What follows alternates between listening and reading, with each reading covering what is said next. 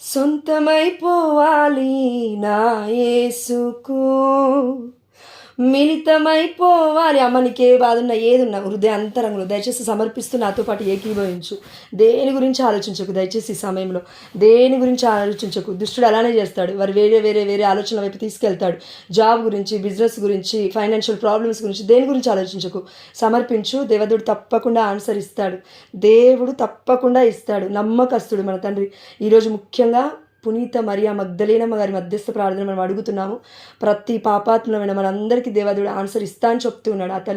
ఆ యొక్క తల్లి మధ్యస్థ ప్రార్థన ద్వారా దయచేసి విశ్వసించాలి, ముందుగానే విశ్వసించాలి.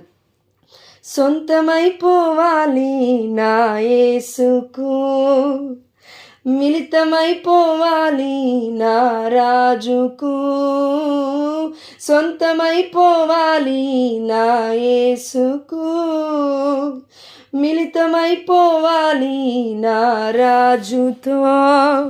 ప్రియమైన దేవుడు బిడ్డలారా, దేవదేవుడు మనందరికీ చెప్తున్నాడు. అవును, మనమందరం ఈరోజు మరియా మగ్దలేనమ్మ గారి యొక్క పండుగని కేవలం చనిపోయిన రోజు అని కాదండి, మన కన్నతల్లిన కథోలిక శ్రీ సభ మెమరియల్ అని కాదు, ఇట్స్ లైక్ ఎ ఫీస్ట్, పండుగగా కొనియాడుతూ ఉంది. కాబట్టి ఈనాడు ప్రపంచం మొత్తము కూడా ఒక పునీతురాలి గురించే మాట్లాడుకుంటూ ఉంది. కన్నతల్లిన కథోలిక శ్రీ సభలో నాట్ ఇన్ ఎనీ డినామినేషన్స్, వర్గాలలో పునీతుల పేర్లే ఎత్తరు వాళ్ళు ఎవరు కూడా. కానీ కథోలిక శ్రీ సభలో ఎందుకు ఎత్తుతున్నారు అంటే, నీకు నాకు ఒక నిరీక్షణ ఉంది. చచ్చిపోతే దేవుడి కోసం, దేవుడి మహిమార్థమై ఒక బహుమానం ఉందని దేవాదేవుడు నిన్న ఫాదర్ ద్వారా మనందరితో చెప్పాడు కదా. ఆ బహుమానం కోసం మన నిరీక్షణ కలిగి జీవించాలి అని, మన సంపదలు ఈ లోకంలో కాకుండా పరలోక రాజ్యంలో మనం చేకూర్చుకోవాలని, సంపాదించుకోవాలని మన పునీత మరియా మగ్దలేనమ్మ గారి ద్వారా దేవాదేవుడు మాట్లాడుతూ ఉన్నాడు. కాబట్టి దయచేసి ఏకీభవించుతాం.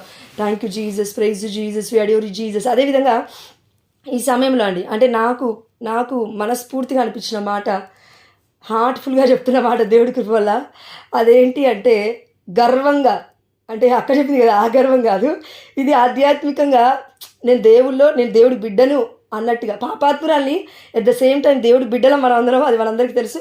ఆ యొక్క ఫ్రీడంతో చెప్తున్నాను. అదేంటి అని అంటే, నేను మగ్దల మరియమ్మ గారికి శిష్యురాలండి. నేను ఎందుకు చెప్పానంటే, ఆమె 7 దెయ్యముల చేత పీడింపబడింది అని. అంటే సంపూర్ణమైన పాపాలు, భయంకరమైన పాపాలు, ఈ లోకంలో ఎన్ని పాపాలు ఉన్నాయో అన్ని పాపాలు ఆమె చేసిందని అర్థము. అంటే నాకు తెలిసి ఆమె కంటే ఎక్కువగా నేనే చేశాను నేను అనుకుంటున్నానండి. కాబట్టి దయచేసి ఇప్పుడు మీతో మాట్లాడితే ఎవరో కాదు, చిన్న మరియా మగ్దలేనమ్మ. ఆమె పునీతురాలు, కానీ నేను పాపాత్మురాలని చెప్తున్నాను. ఇది నాకు నేను ఎందుకు చెప్పుకుంటున్నాను అని అంటే, దానికి డెప్త్ మనకు అర్థమవుతుంది ముందు వాక్యంలోకి వెళ్తూ ఉంటే. ప్రియమైన దేవుడి బిడ్డలారా, నాకు చాలా ఆనందం అనిపించింది. అవును, నేను పాపాత్మురాలు ఒప్పుకోవడానికి కూడా ఒక ఆనందం ఉంటుందండి. అది దేవుడి దగ్గరికి వస్తేనే ఉంటుంది మనందరికీ. పాపాత్ములను ఒప్పుకోవడం కూడా ఒక ధన్యత్వమే. లేదంటే మనలో అహం పెరుగుతుంది. అహంకారం పెరిగినప్పుడు ఆశీర్వాదం చూడలేం. అహంకారం పెరిగినప్పుడు ఆత్మ ఫలాన్ని చూడలేం. అహంకారం పెరిగినప్పుడు ఆత్మలో మనం వర్ధిల్లలేం. కాబట్టి ప్రియమైన దేవుడి బిడ్డలారా, మనకి ప్రభువా, ఎక్కడ ప్రభువా? Yes Lord, thank you Jesus, praise you Jesus, we adore you Jesus. మొదటి యోహాను ప్రభా, 1 యోహాను 1వ అధ్యాయము 8 నుండి 10 వచనాలు ఒకసారి చూడండి. దేవదేవుడు ఇది చెప్తున్నాడు. మనయందు ఎట్టి పాపమును లేదని మనము చెప్పుకొనినచో, మనయందు ఎట్టి పాపము లేదని మనము చెప్పుకొనినచో, మనయందు ఏ మాత్రము సత్యము లేకుండాటయే కాక ఆత్మవంచన కొనిన వారం అగుదుము. ప్రియమైన దేవుడి బిడ్డలారా, దేవదేవుడు మనందరికీ చెప్తున్నాడు ఒకటే మాట. అవును, మనం అందరము దేవుడి బిడ్డలమే. యేసయ్య రక్తంలో కడగబడి నీతిమంతులుగా దేవదేవుడు మనల్ని మారుస్తున్నాడు. It's a God's grace completely. మనమేం సంపాదించుకోలేదు. దేవుడే తన రక్తంతో మనల్ని కడిగి శుద్ధీకరించి తన ప్రేమకి పాత్రుడుగా మనల్ని ఇదిగో ఇలా నిలబెట్టుకున్నాడు. అయితే ప్రియమైన దేవుడి బిడ్డలారా, మనం అంత మాత్రాన మనలో అప్పుడప్పుడు గర్వం వస్తూనే ఉంటుందండి. మానవ మాత్రులం కదా, తప్పులేదు, ఒప్పుకోవాలి.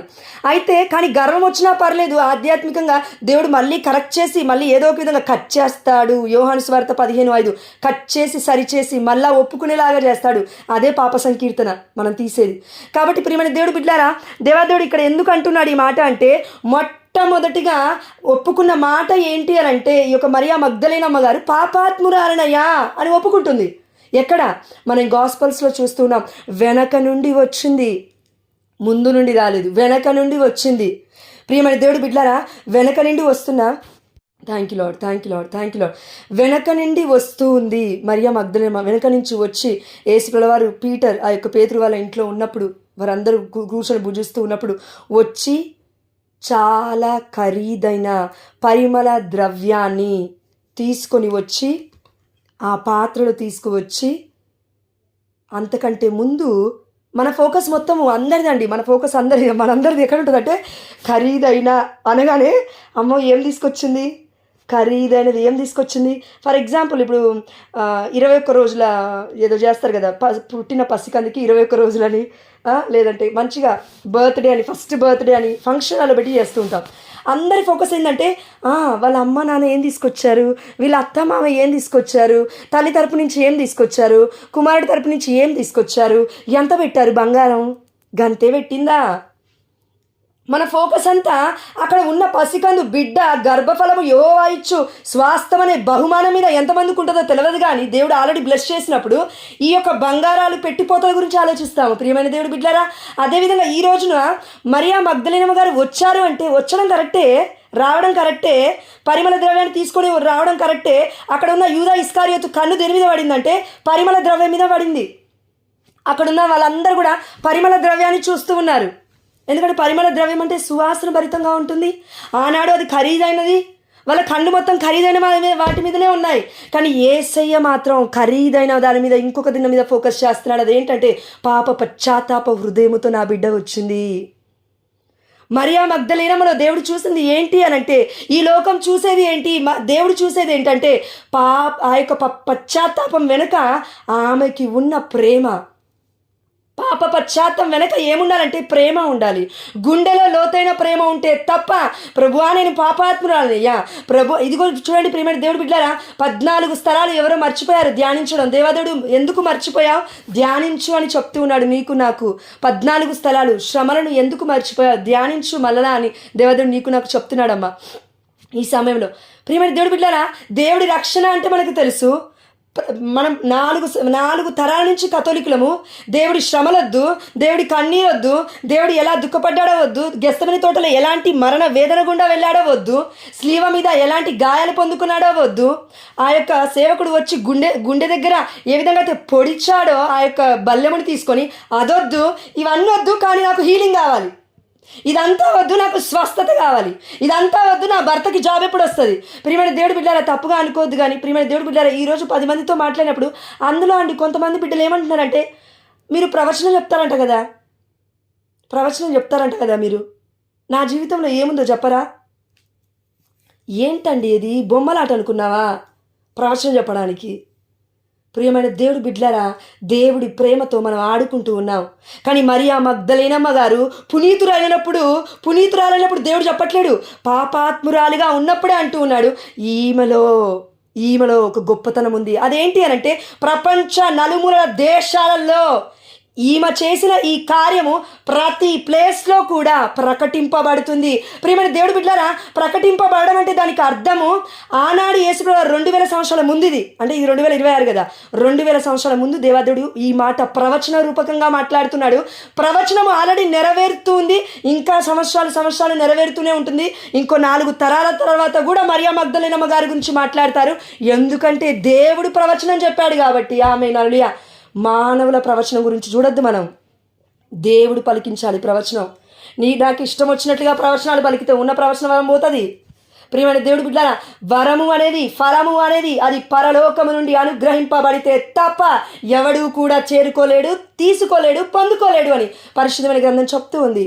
కాబట్టి మనందరం కూడా పునీత మరియా మగ్దలేనమ్మ గారి దగ్గర నుంచి నేర్చుకోవాల్సింది ఏంటంటే, వెనక నుండి వస్తూ ఉంది, యేసయ్యను చూడడానికి భయపడుతూ ఉంది. నీలో నాలో ఒకవేళ పాప పశ్చాత్తాప మనస్సు ఉంది అని చెప్పడానికి మొట్టమొదటి గుర్తు ఏంటంటే భయపడతాం. దేనికి? పాపం అంటే భయపడతాం, పాపం చేయడానికి భయపడతాం. అదేవిధంగా నాలో పాపం ఉంది కాబట్టి ప్రభువా నీ యొద్దకు నేను వచ్చుటకు నా తండ్రి, నేను ఏమాత్రం దానినయ్యా, ఏమాత్రం పాత్రులాన్ని ప్రభువా అని ఆనాడు ఏ విధంగా అయితే సుంకరి, ఆ యొక్క పరిసైడ్లో సుంకరి ఏ విధంగా అయితే గుండెలు బాదుకుంటూ తల ఎత్తుటకైనా నువ్వు భయపడుతూ సన్నిధిలో దూరముగా ఉండి ప్రార్థించినట్లుగా ఈరోజు మనం సన్నిధిలోకి రాగానే, అంటే మామూలుగా అండి, ఎత్తి ప్రార్థన చేయడం అని కాదు, దానికి సైన్ అది కాదు.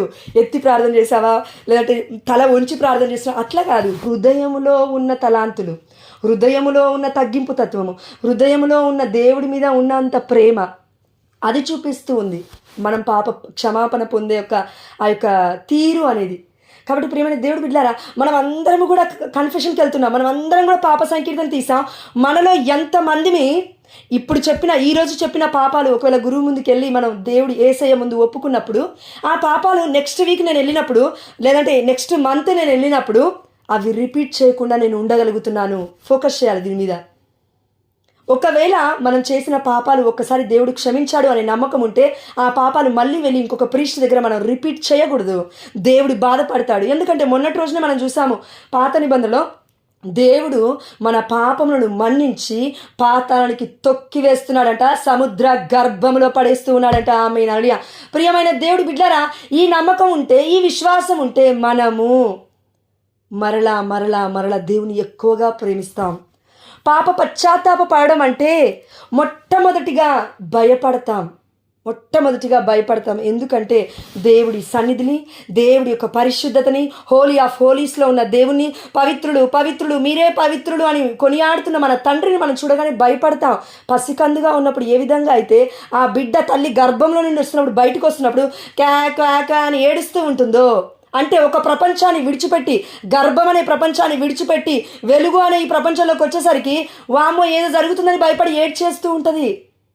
మనము కూడా ఈ పాపం అనే యొక్క అంధకార ప్రపంచాన్ని విడిచిపెట్టి దేవుడు వెలుగులోకి వస్తూ ఉన్నప్పుడు పాప పశ్చాత్తాప హృదయంతో వస్తాము, కరెక్టే.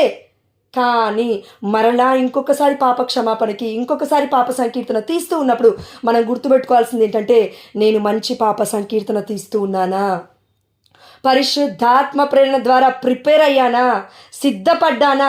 ప్రియమైన దేవుడు బిడ్డలారా, సిద్ధపడటం అంటే మరియా మగ్దలేనమ్మ గారు వెనక నుండి వస్తూ ఉన్నారు అంటే సిద్ధపడింది. ఎప్పుడు? యేసు వారు ఒకరింటికి వెళ్ళారు, ఇక వస్తారట సీమోను పేతురు ఇంటికి. రెడీగా ఉండాలి. ఎన్ని రోజుల ముందు తెలుసుకుందో మనకు తెలియదు. అది హిస్టరీ, అదంతా మొత్తం అది దేవుడికి తెలుసు, లేదంటే హిస్టరీకి తెలుసు, లేదంటే వేరే వాళ్ళు అక్కడ ఉన్న వాళ్ళకి, ఆ ప్రజలకి తెలుసు. మనకు తెలియదు కదా, మనం బైబిల్ చదువుతున్నాం, అందులో క్లియర్గా లేదు కాబట్టి. ప్రియమైన దేవుడు బిడ్డలారా, అంటే ఆమె ఏం సిద్ధపడింది అంటే కేవలం ఏదో ఆ పరిమళ ద్రవ్యాన్ని పట్టుకొని వెళ్ళి కడిగేసి వచ్చేసి నేను నిద్రపోతా అన్నట్టుగా లేదు తన జీవితం. అంతకంటే ముందే తన కన్నీరుతో, అంటే ఆమె యొక్క కన్నీరుతో హృదయంలో నుండి వస్తున్న బాధ, దుఃఖము, నేను పాపము చేశానయ్యా, కరెక్ట్గా చెప్తానంటే నేను వ్యభిచారినయ్యా. వ్యభిచారం అంటే విగ్రహారాధన చేయడం కూడా వ్యభిచారంతో సమానం. వ్యభిచారం అంటే మన ఫోకస్ మొత్తం అటు వెళ్ళకూడదండి. వ్యభిచారం అంటే ప్రతి ఒక్కరు, ప్రపంచంలో ఉన్న ప్రతి బిడ్డ నాతో సహా ప్రతిరోజు వ్యభిచారం చేస్తూ ఉన్నారు. ఎలా? పాత నిబంధన, కొత్త నిబంధన యేసయ్య చెప్తున్నాడు, ధన వ్యామోహము కలిగిన వాడు వ్యభిచారుడు. నాకన్నా ముందుగా భార్యను పెట్టినా, భర్తను పెట్టినా, పిల్లల్ని పెట్టినా, నేను ఇచ్చిన సంపదను మొత్తం నాకంటే ముందు పెట్టి వాటిని స్తుతిస్తున్నట్లయితే, వాటిని పట్టుకొని ఉంటున్నట్లయితే, అవే నా జీవితం అనుకున్నట్లయితే, నన్ను సైడ్ చేసేస్తే అది వ్యభిచారం, విగ్రహారాధనతో సమానమని యేసు ప్రభువారు చెప్తున్నారు. అయితే ప్రియమైన దేవుడు బిడ్డలారా, ఈ స్త్రీలో 7 దెయ్యాలు అనగా ఎన్నైనా పాపాలు ఉండొచ్చు. సంపూర్ణమండి. ప్రపంచంలో ఎన్ని పాపాలు ఉన్నాయో అన్ని పాపాలు. అయితే మనందరికీ తెలుసు, ఇందాక అక్క చెప్పినట్టు చావైన పాపాలని. అవును, ఈ పాపాలన్నీ కలగలుపుకొని ఏ పాపికైనా, ఎవ్వరికైనా, ఎక్కడైనా స్వస్థత జరుగుతుంది, ఒక క్షమాపణ దొరుకుతుందంటే అది కేవలం యేసయ్య పాదాల వంత మాత్రమే, యేసయ్య పాదాల చెంత మాత్రమే. చూడండి ప్రియమైన దేవుడు బిడ్డలారా, ఎవరైనా మనం ఒక మాట అన్నాం అనుకో, నువ్వు నన్ను అన్నావు అనుకో, నేను నిన్నన్నా అనుకో, మనం మనుషులం కాబట్టి ఆ గాయం అలానే ఉండిపోతుంది మనకి హృదయంలో. మనకు టైం పడుతుంది. యేసయ్య దేవుడు ఆ గాయం తీసేంత వరకు, అంటే మనము దేవుడికి సమర్పించుకునేంత వరకు ఆ గాయం అనేది మానిపోదు. అదేదో బయట అయిన గాయం కాదండి, బయట అయిన గాయం ఎమ్మటే పోతుంది, కానీ లోపల అయిన గాయం ఎవరికి కనబడదు. అది పొడుస్తూ ఉంటుంది లోపల. ప్రియమైన దేవుడు బిడ్డలారా, ఈ సమయంలో ఒకసారి ఆలోచిద్దాము. అంటే మామూలుగా అండి, ఎక్కడ జరిగి ఉండదు, బట్ ప్రేరణ వస్తుంది కాబట్టి. ఎవరైనా డాక్టర్లు కుట్లు వేశారు కడుపులో, ఏదో ప్రాబ్లం ఉంది అని కడుపు ఓపెన్ చేసి, పొట్ట ఓపెన్ చేసి కుట్లు వేసి, ఆ కుట్లు వేసేటప్పుడు కత్తెరనో ఇంకేదో అందులో పెట్టి మర్చిపోయారు. అంటే వాళ్ళ తర్వాత చూసుకున్న తర్వాత వాళ్ళ భయం ఏంటంటే చచ్చిపోతారని. ఎందుకంటే అది కట్ చేస్తుంది కదా లోపల అన్నిటినీ. అంటే హానికరమైంది ఏదో ఉంది, అది మనకి హాని చేస్తుంది. ప్రియమైన దేవుడు బిడ్డలారా, అది కత్తెరో ఆ చిన్న నైఫో ఏదో ఉందని మనం భయపడుతూ ఉంటాం కదా. ప్రియమైన దేవుడు బిడ్డలారా, పాపం ఉన్నప్పుడు మనం భయపడట్లేము. కనీసం ఆ కత్తెర కేవలం దేవుడు కృప ఉంటే కాపాడుతాడేమో. కానీ ఈ యొక్క పాపం అనేది అండి, నిజంగా దేవుడు ఎంత పిలిచినా మనం పలకమండి. ఎందుకంటే మొండిగా అయిపోతాము. మొండి చెవులు, మొండి హృదయము, రాతి గుండె, రాతి చెవులు, రాతి కండ్లు, రాతి దేహము. దేవుడు పిలుస్తుంటాడు, పలకం మనము. క్షమించు అంటాడు, పలకం మనము. విధేయత చూపించి అంటే పలకం మనము. వద్దు, పర్లేదు అంటాడు, పలకం మనము. నేనింత. ప్రియమైన దేవుడు బిడ్డలారా, అంతా పెట్టుకొని మరియా మగ్దలేనమ్మ గారు సిద్ధపడి రాలేదు. నేను వేస్ట్, నా దేవుడు బెస్ట్. నేను జీరో, నా దేవుడు హీరో. ఈ ప్రపంచంలో ఎక్కడికి వెళ్ళినా కూడా నాకు పాప క్షమాపణ దొరకదు, కానీ ఆయన అనేక మందికి స్వస్థత ఇస్తున్నాడు. యేసయ్య అనేక మందికి స్వస్థత ఇస్తున్నాడు. అయితే ఆమె విన్న పదం ఏంటంటే, నాకు తెలిసి పరిశుద్ధాత్మ దేవుడు చెప్తున్నాడు, అన్నిటికంటే ముందు యేసయ్య పలికిన పదం నీకు స్వస్థత కలుగునుగాక కాదు, నీ పాపములు మన్నింపబడినవి. ఆమేన్, హల్లెలూయా. పాప సంకీర్తన ద్వారా దేవాది దేవుడు మన రోగాలను వెడలగొడుతున్నాడు. ఆమేన్, హల్లెలూయా. వెడలగొట్టబడినగాక 7 దెయ్యాలు. ఆమేన్, హల్లెలూయా. 7 అనగా సంపూర్ణమైనది. ప్రియమైన దేవుడు బిడ్డలారా, మనలో ఎన్ని పాపాలు మనం ఈ జీవితంలో చేసామో అన్ని పాపాలు అవన్నీ యేసయ్య వద్ద ఒప్పుకోవాలి. మనుషుల దగ్గర ఒప్పుకోలేం కదా, మనం మనుషులం కదా. కించపరుస్తారనో, తిడతారనో, లేదంటే ఏదైనా అంటారేమో, అంటే అమ్మ మనసులో పెట్టుకొని ఫ్యూచర్లో ఇంకొరుతో అన్న చెప్తారేమో అని భయం. మరియా మగ్దలేనమ్మ గారు అనగానే మనకి గుర్తు రావాల్సింది ఒకటే అండి, పాప పశ్చాత్తాపపడిన స్త్రీ. అతి అమూల్యమైన గుణగణం. కన్నతల్లి అయిన కథోలిక శ్రీసభలో ఉన్న గొప్ప సాక్రమెంట్ పాప సంకీర్తనకి మనం వెళ్ళడం, అదొకటైతే దానికి తగ్గట్టుగా దేవుడి బిడ్డలవ్వడానికి మనలో ఉండాల్సిన గుణగణము పాప పశ్చాత్తాప హృదయం. ఇది లేకుండా ఎవడూ దేవుని దర్శించలేడు అని మనం చూస్తూ ఉన్నాం ప్రియమైన దేవుడి బిడ్డలారా. ఎందుకంటే పాప పశ్చాత్తాప హృదయం లేకపోతే దేవుడి సన్నిధిని మనం అనుభవించలేము. దేవుడి సన్నిధిని పాప పశ్చాత్తాపం తర్వాత ఆమె అనుభవిస్తూ ఉంది. కాబట్టి కన్నీళ్లు కార్చగానే ఎమ్మటే పరిమళ ద్రవ్యాన్ని తీసుకొని పాదాల మీద వేయట్లేదు, జుట్టును తీస్తూ ఉంది. ఆనాడు యూదుల ఆచారం ప్రకారం జుట్టు మొత్తం కవర్ చేసుకోవాలి. ఒక స్త్రీ బయటికి అసలు రాకూడదు, ఎక్కువగా మాట్లాడకూడదు. పురుషుల వద్ద అయితే అసలు నిలబడద్దు. 2-3 పురుషులు ఉంటే. ప్రియమైన దేవుడు బిడ్డలారా, ఆ సమయంలో అందరి లోపల పురుషులు ఉన్నారు. మేబీ అక్కడ ఇంకెవరైనా స్త్రీలు ఉంటుండొచ్చు, మనం లేం కాబట్టి అక్కడ. కానీ అంత ధైర్యం చేసి అందరి మధ్యలోకి వచ్చి నన్ను నెట్టేస్తారేమో, నన్ను గెంటేస్తారేమో, వామో ఎట్లా అని. ఆమె ఉన్నది ఆమె ఇంట్లో కాదండి, ఇది గుర్తుపట్టుకోవాలి మనం. ఆమె వెళ్ళింది సీమోను పేదరింటికి, ఆమె వెళ్ళింది పరాయి ఇంటికి. కరెక్ట్గా చెప్తే ఈ లోక భాషలో అంటే పరాయి ఇంట్లోకి వెళ్తూ ఉంది. ఎలా వెళుతూ ఉందే, పరుగున వెళ్తూ ఉంది. ఏదేమైనా సరే, వాళ్ళు ఎలగొట్టినా సరే నేను దేవుని అడుగుతాను పాప క్షమాపణ. ప్రియమైన దేవుడి బిడ్డలారా, ఆమె చేసిన గొప్ప పని కన్నీరు కార్చడం. మామూలుగా ఆ చలువ రాతిని, ఆ యొక్క పరిమళ ద్రవ్యాన్ని మనం చూస్తున్నాం. దేవుడికి అది after all it's a sign for the Jesus death. అంటే అది యేసు ప్రభువు మరణించబోతున్నాడు అంటే బరియల్కి గుర్తుగా ఉంది పరిమళ ద్రవ్యం అనేది. అంటే ప్రపంచానికి మొత్తం ప్రకటిస్తూ ఉంది మరియా మగ్దలేనమ్మ గారు. ఏంటి అంటే యేసు ప్రభువు మరణించబోతున్నారు, ఈ సత్యం నాకు తెలిసింది అనే ప్రవచనాన్ని తీసుకొని వచ్చింది. ఒక పాపాత్మురాలికి దేవాదేవుడు ప్రవచనాన్ని చూపిస్తూ ఉన్నాడు. నీకు నాకు కూడా దేవుడు ప్రవచనాల ద్వారా మాట్లాడతాడు. కానీ పాప పశ్చాత్తాప హృదయం మన దగ్గర ఉందా?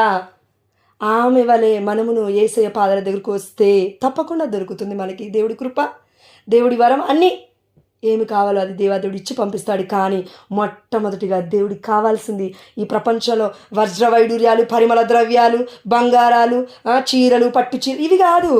అన్నిటికంటే హృదయం ముఖ్యమైనది. అందుకే సామెతల గ్రంథం 4:23లో మనం చూస్తూ ఉన్నాం ప్రియమైన దేవుడు బిడ్డరా, అన్నిటికంటే ముఖ్యముగా నీ హృదయమును పదిలపరచుకొనుము. ఆమేన్, హల్లెలూయా. అన్నిటికంటే ముఖ్యముగా నీ హృదయమును పదిలపరచుకొనుము. ఆమేన్, హల్లెలూయా.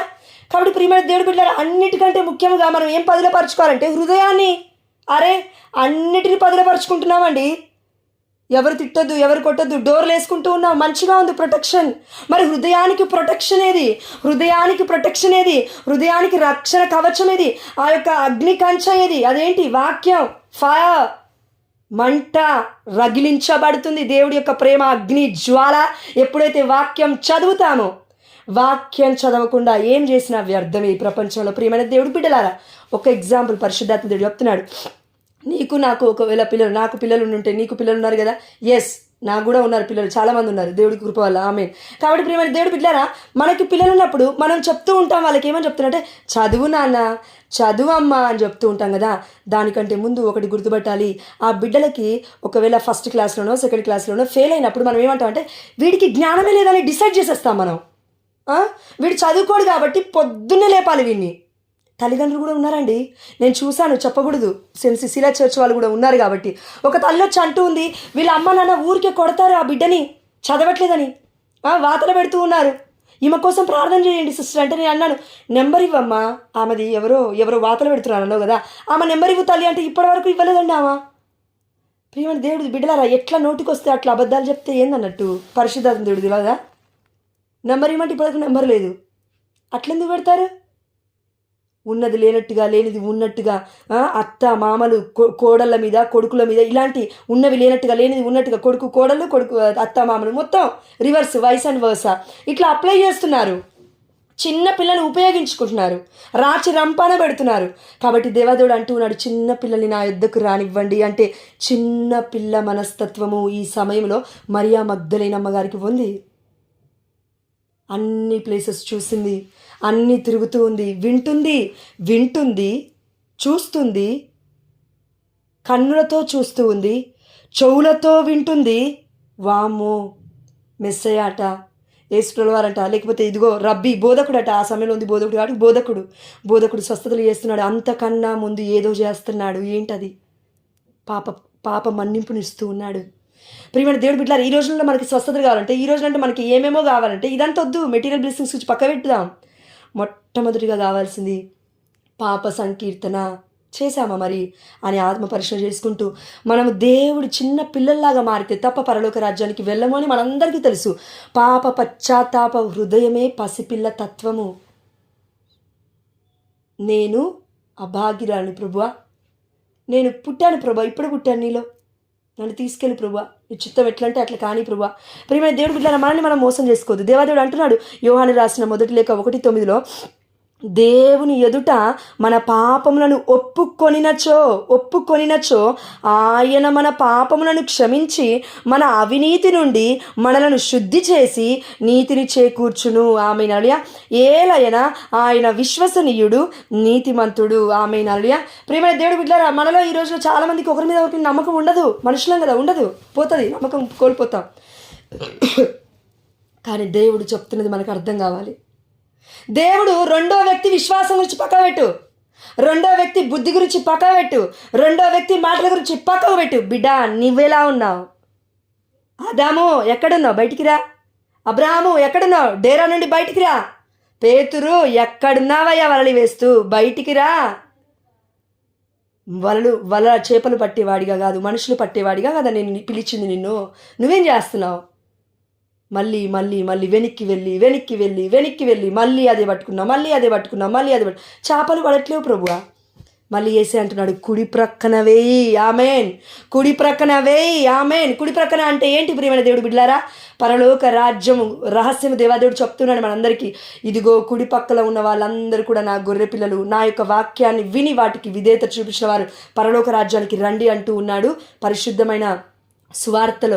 దాని తర్వాత ఎడమ వైపు ఉన్న వాళ్ళందరూ కూడా మేకలు, వెళ్ళిపోండి, ప్రభు ప్రభు ప్రభు ప్రభు అని ఏమేమో చెప్పారు కదా. ప్రవచనాలు కూడా చెప్పారు, మీరు గుర్తుపట్టాలా వాక్యం. స్వస్థత కూడా ఇచ్చారు, మీరు గుర్తుపట్టాలా వాక్యం. మనం అన్నీ చేశారు మీరు. దెయ్యము కూడా దేవదూత వలె కనబడుతుంది, జాగ్రత్త. స్వస్థతల కోసమే పరిగెడుతున్నట్లయితే వాళ్ళే ముంచేస్తారు నిన్ను నన్ను. చూసుకో, దేవదేవుడు చెప్తున్నాడు, నేనుగా చెప్పేది, పరిశుద్ధాత్మ దేవుడు చెప్తున్నాడు ఉన్నట్టుగా. స్వస్థతల కోసం వెళ్ళిన రోజులు స్వస్థత కాకపోగా, దేవదేవుడు చెప్తున్నాడు, స్వస్థత కోసం మాత్రమే మనం చూస్తే స్వస్థత కాకపోగా ఇంకెక్కువవుతుంది. అది వేసినాలో కొట్టేసినాను ప్రభు, ఎవరికి కూడా కాకుండా ఉండింది కాక. కానీ మన ఫోకస్ ఈరోజు దేని మీద ఉండాలి అంటే వాక్యం మీద ఉండాలి. ఎందుకంటే మరియా మగ్దలేనమ్మ గారు వచ్చింది, పేతురు దగ్గరికి రాలేదు, యోహాను గారి దగ్గరికి వెళ్ళలేదు, లేదంటే వారి ఇంటికి వెళ్ళాలి కదా అని సీమోను పేతురు వాళ్ళ అత్తమ్మ ఇంట్లో ఉంది, జబ్బుబడి ఉంది కదా, ఆమె దగ్గరికి వెళ్ళలేదు. ఆమె వచ్చింది ఎవరి దగ్గరికి అంటే, నేనే అస్వస్థత ఉన్నాను, నేనే పాపంలో కూరుకుపోయాను, నాకు స్వస్థత కావాలి, నేను దేవుళ్ళు బలపడాలి అని ఆమె దేవుడి దగ్గరికి వచ్చి మాట్లాడుతుంది. మాట కూడా లేదు, కేవలం చేష్టలే, క్రియలే. అందుకే దేవదేవుడు అంటున్నాడు, క్రీస్తు బిడ్డలనగా క్రియలున్నవాడు మాటలు మాట్లాడేవాళ్ళు కాదు.